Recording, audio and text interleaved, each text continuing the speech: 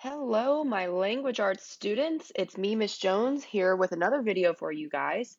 So again, thank you so much for those of you who had time, who were able to submit the poetry choice board. You guys are awesome. I'm going to be providing feedback to you guys shortly. You'll have it by Monday. Okay, so on to our next assignment. This is for the week of April 20th through the 24th. We are doing another choice board activity. However, this week's topic is on nonfiction. So if you have not created accounts on Edpuzzle or Flocabulary, right now I need you to stop. I need you to go back into Teams or your email address where you can find that video from me on how to set up Edpuzzle and how to set up Flocabulary. You're going to be submitting work through those two sites this week, so it's really important that you have access to those accounts. Okay, once you have Edpuzzle and Flocabulary, I'm going to show you what your next assignment's going to look like. It's kind of similar to last week's with a couple of differences.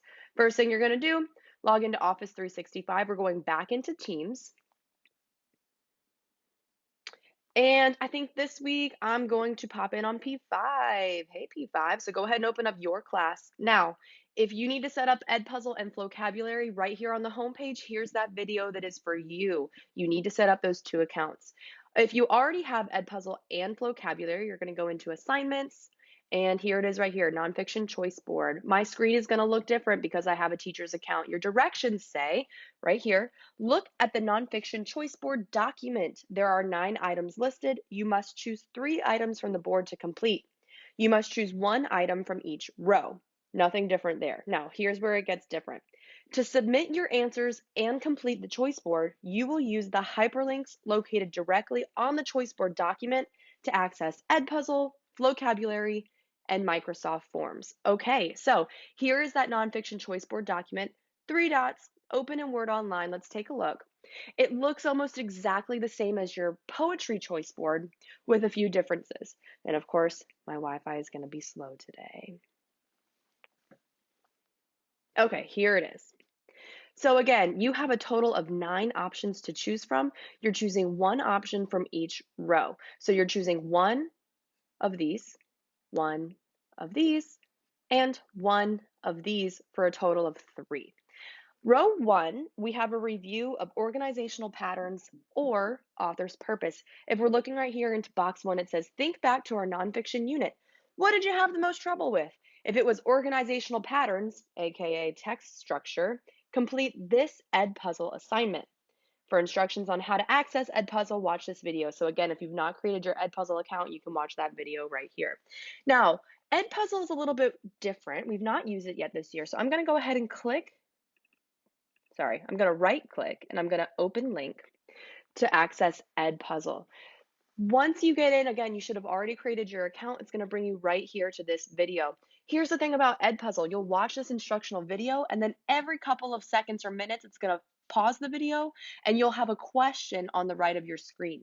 So when you watch this video, right here, you can see these are all your multiple choice answers that you have to watch. And then when you're done, you'll submit your answers and that will be that. So that's how you complete these Edpuzzle assignments for option 1 and option 3. If you choose option 2, if you want to go back and look at Flocabulary, we're going to open the link here.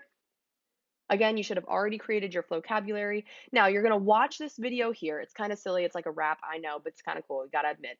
And then you're going to come over here to play the vocab game. All right, so you'll just follow the instructions, play the vocab game. All right, now when you come over here to row 2 or options 4, 5, and 6, again, you're only choosing one.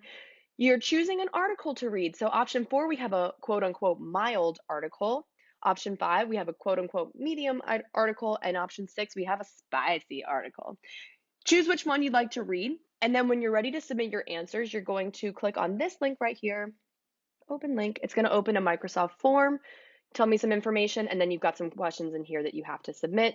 Submit when you're done. Now, row 3, this is where it gets a little bit tricky. So option 7, 8, or 9, what we're asking you to do here is to use your knowledge of organizational patterns to write a paragraph using that pattern. So for example, if you choose option 8, which says use signal words to write a paragraph using sequence organizational pattern, about one of these topics, submit your writing here. So if you're choosing option 8, you are choosing to write your paragraph using the sequence pattern. You can come up with your own topic off the top of your head. If you just think of something great, go ahead and use it. If you're struggling to think of a topic to write about, we have some suggestions for you here. So if we open up this link, here are some possible writing topics. Now, keep in mind, if you chose option 8, you've chosen sequence. Not all of these options are going to work with the sequence organizational pattern. So you're going to need to use your brain. You're going to need to reference those resources in Vocabulary and Edpuzzle to figure out, okay, if I'm writing using sequence, which of these possible topics is going to make the most sense for sequence? Coming back over here to the choice board, if you need a refresher on what sequence is, you can use this link down here. Same thing over here, option 7, we have problem solution. Here's a refresher link. And on option 9, compare and contrast, here's a refresher link as well. So there's no PowerPoint associated with this. You're going to be submitting your answers in either Edpuzzle or Vocabulary for row 1. For row 2, you're submitting your answers through this article response Microsoft form. And for option 3, you're also submitting your answer through a Microsoft form. Links are all included on this first nonfiction choice board document.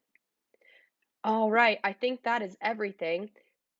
Please continue to email me with your questions. Anything that you have questions about, go ahead and send them my way. I absolutely love hearing from you guys. Again, I'm going to be providing feedback on your poetry choice board over the weekend. So, not necessarily a grade, but just some feedback on what you did really well, what maybe you need to work on in the future. Continue to do your SSR at home. Also, I'll be sending out some writing prompts just like I did for What's Good Wednesday, just kind of fun things as I come up with them or as I have time to post them. None of this is graded. This is all just for fun. Make sure that you're reaching out, make sure that you're asking questions, make sure that you're having fun, y'all. This is kind of a unique opportunity. All right, follow me on Twitter, Miss Jones ELA 7. Bye.